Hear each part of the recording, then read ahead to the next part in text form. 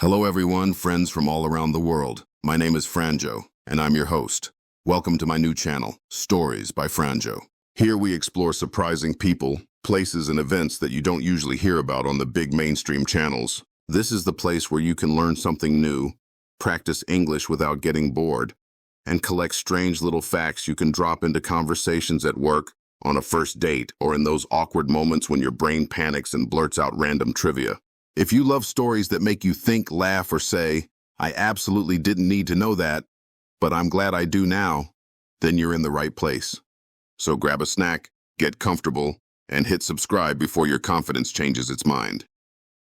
All right, let's explore the world together, one story at a time.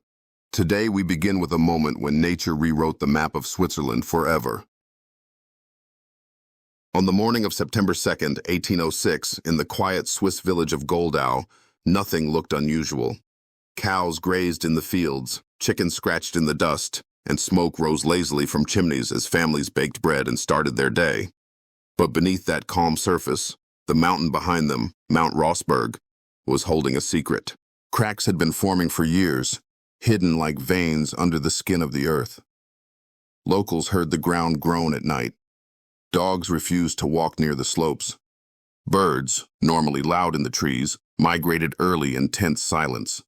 People whispered that the mountain was moving, but those in charge dismissed the warnings. "Mountains don't move," they said. "Mountains stay still." But not this one. This mountain would prove them wrong. Late that morning, the air felt wrong, too still, as if the world itself was holding its breath. Then came a sound like distant thunder, but deeper, heavier, as if it came from inside the earth. The mountain didn't just crack, it broke. More than 40 million cubic meters of rock, enough stone to fill 15 Great Pyramids of Giza, tore free and began to fall. It wasn't a slow slide or a clumsy collapse. It was a rock avalanche, a river of boulders as big as houses, moving faster than horses could run, faster than a person could think, faster than prayer. It roared downhill at nearly 100 kilometers per hour, shredding forests like paper. Trees weren't uprooted, they were vaporized. Houses weren't knocked down, they were pulverized. Roads vanished, villages disappeared. One moment Goldau existed, the next, it was being buried alive. Imagine hearing that roar behind you. No siren, no warning, no countdown. Just a sound like the sky ripping open and the ground turning liquid. Entire families were swallowed in seconds. A church bell rang once as the tower collapsed, the sound cutting off like a candle blown out. In just minutes, parts of Goldau, Busingen, Rothen, and Lauwers were gone. 457 lives ended. And it wasn't over. When the avalanche crashed into Lake Lauwers, the water exploded upward. A tsunami, in the middle of the Alps, smashed the far shore, tearing away farms and sweeping survivors who thought they'd outrun the disaster. The lake rose, fell, and rose again, like the world gasping for breath.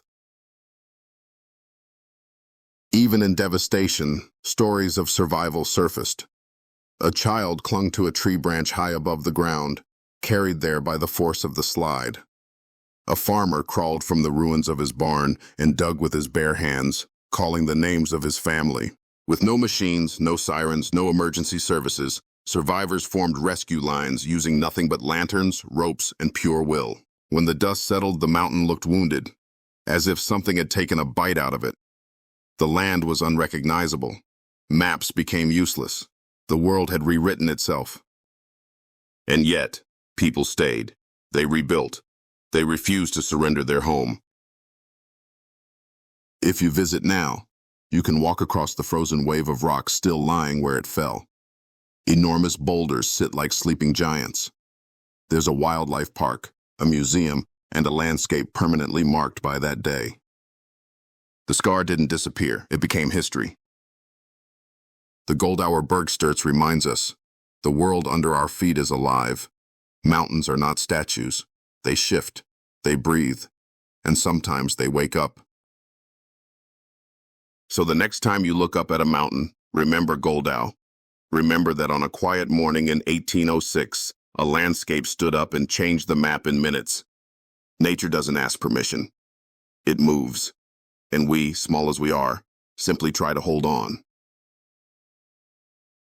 If you enjoyed this story, leave a like, drop a comment, and subscribe for more. This has been Stories by Franjo. Until next time, stay curious.